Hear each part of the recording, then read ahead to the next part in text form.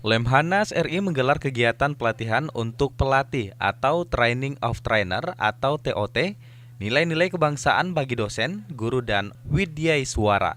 Kegiatan ini dibuka di Ballroom Pinisi Hotel Grand Clarion Selasa 3 April 2018.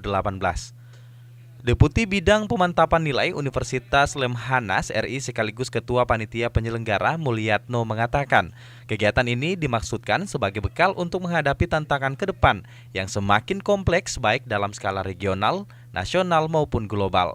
Sehingga peserta kegiatan ini diharapkan mampu meningkatkan pemahaman maupun implementasi nilai-nilai kebangsaan, khususnya yang bersumber dari 4 konsensus dasar bangsa.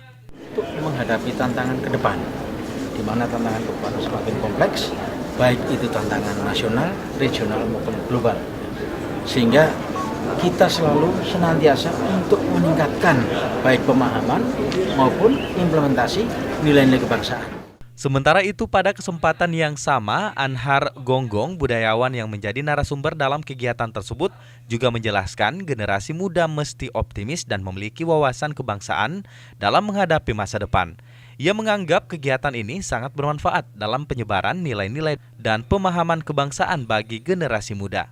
Memandang masa depan itu tidak bisa dengan pikiran pesimistis. Memandang masa depan itu dengan optimisme. Nah, oleh karena itu, jangan kalian melihat perkembangan dengan kaitannya dengan nasionalisme seakan-akan itu menunjukkan nasionalisme. Enggak.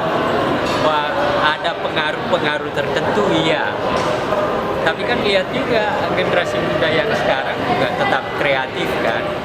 Wawasan kebangsaan diharapkan mampu membangun jiwa nasionalisme yang tinggi utamanya bagi para generasi muda.